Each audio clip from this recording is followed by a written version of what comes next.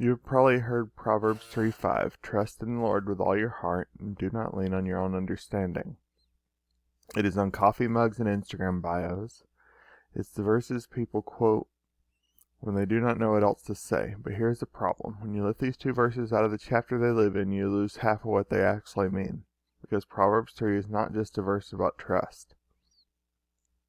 It is a full argument. And the argument has three parts: how you posture your heart before God, what wisdom is actually worth, and how that posture shows up in the way you treat people all around you. Today we're walking through all of it, and by the end I think verse 5 is going to land very, very differently than it ever has before. Hello. If you were here last time, we walked through Proverbs 2 and looked at wisdom as something you have to hunt for. This chapter picks up that thread and takes it further. Proverbs 3 has 35 verses and covers a lot of ground, but the shape of it is clear once you hear it. It moves from the inside out. It starts with your heart and your posture before God. Then it describes what wisdom is worth. Then it ends with the people around you. This is the movement. Inside, then out. Let's walk through it. Solomon opens the chapter the same way he did chapter 2.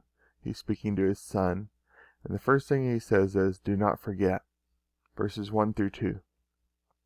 My son, do not forget my teaching, but let your heart keep my commandments. For length of days and the years of life and peace they will add to you.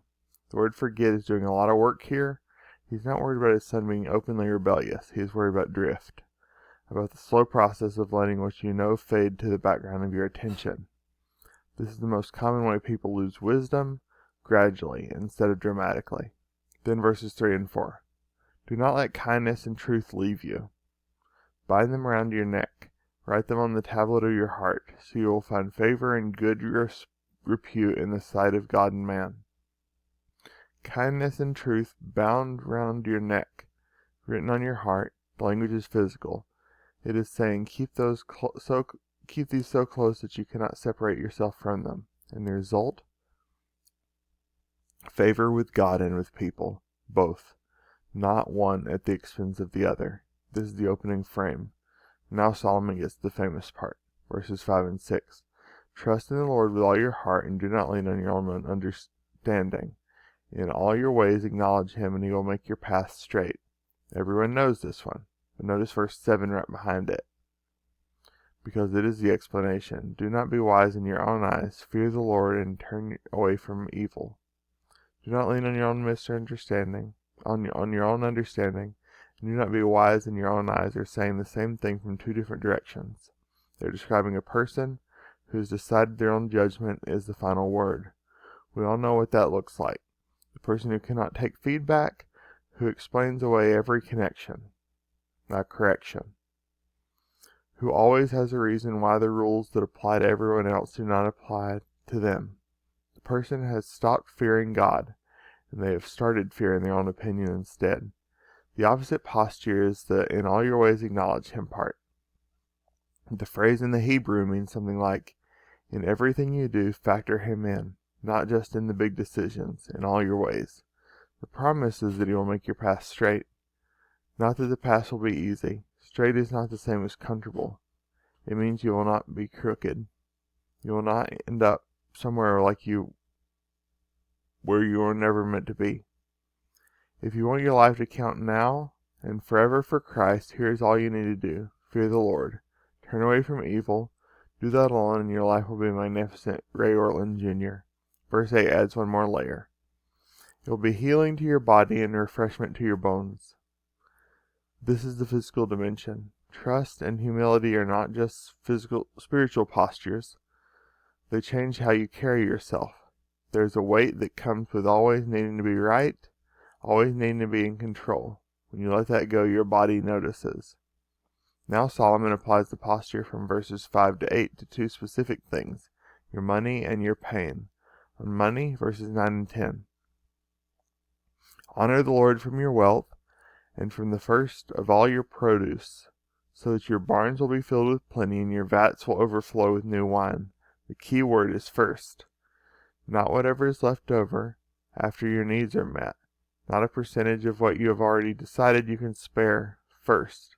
The first in the harvest is the part that is required faith to give, because the rest of the harvest had not come in yet. Generosity before security is the pattern Solomon is describing, and the promise attached to it is abundance. It's not a formula, it's a disposition. The person who honors God first with their resources has already decided that God is the source. Everything else follows from that.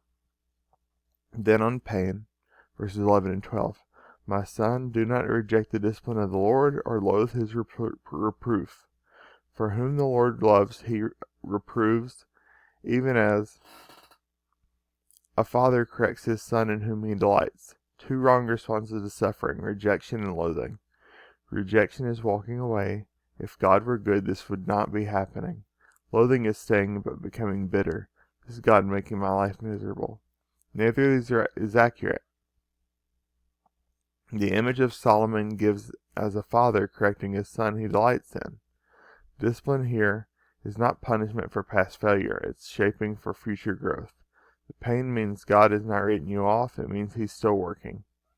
We see a view of God here as accepting that which is raising him up, and loathing that which is done in one's own glory.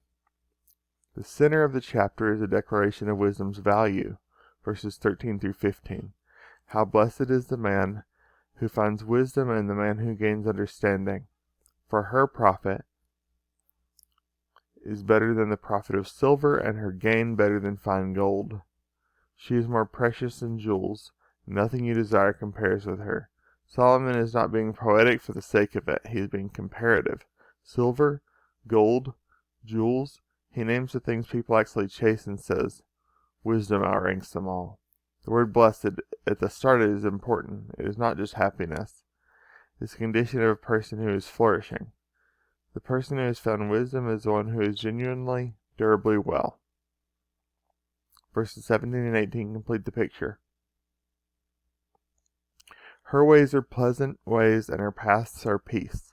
She is a tree of life to those who take hold of her, and happy are all who hold her fast. Tree of life. The image reaches all the way back to Genesis. Solomon is saying, wisdom is what you were made for. This is the life you were designed to live. And then verses 19 and 20 make a stunning move. The Lord by wisdom founded the earth. By understanding he established the heavens. By his knowledge the deeps were broken up and the skies dripped with dew. Wisdom was not invented for humans. It's the substance God uses to build the world. When you pursue wisdom, you are not just trying to make better decisions. You are aligning yourself with the grain of how everything else was made. The last third of the chapter moves from vertically to the horizontally, from your relationship with God to your relationship with other people. Solomon starts with assurance. Verses 21 through 24 describe the person who holds on to wisdom. They will walk safely. They will not stumble. They will lie down and sleep without fear. Then he gets practical. Verse 27. Do not withhold good from those to whom it is due, when it is in your power to do it. This is direct. When you help someone and you have decided not to, this is a choice. Wisdom does not let you stay comfortable with that. Verses 28 adds the follow-through. Do not say to your neighbor, go and come back, and tomorrow I will give it when you have it with you. Tomorrow is the way of saying no without saying no. Solomon is cutting off the excuse. If you have it, give it now. Then verses 29 and 30. Do not devise evil against your neighbor while he lives securely beside you. Do not contend with the man without cause if he has done you no harm. A neighbor who lives securely beside you is a neighbor who trusts you. Devising evil against that person is a betrayal of the most basic social bond. Solomon is saying wisdom shows up in whether your neighbors are safer or less safe because of your presence. The chapter closes in verses 33 through 35 with a contrast. The curse of the Lord is on the house of the wicked, but he blesses the dwelling of the righteous. He gives grace to the afflicted. The wicked house, the righteous dwelling, the scorner, the humbler, two trajectories, clear as anything. Proverbs 3 makes one overarching argument. The posture you take before God is a posture that eventually shapes everything else. If you lean on your own understanding, it shows in how you handle discipline, how you give, how you treat your neighbor. Each of those is downstream from the same picture.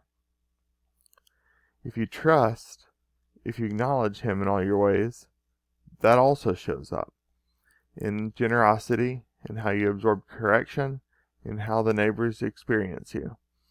Here is the question to sit with. Where are you right now, trusting your own understanding over God's, not out of rebellion, just out of habit? It's where Proverbs 3 is speaking. Because the posture shift does not have to be dramatic, it just has to be honest. Working through Proverbs chapter by chapter in something I call Proverbs for Modern Life. Last week was Proverbs 2. Next week is Proverbs 4.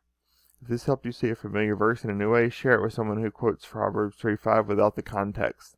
There's a lot more than that the mug says. Drop a comment. Which verse of this chapter hit you hardest right now? I rated every one. Subscribe if you want to stay in this series. Thanks for your time and attention.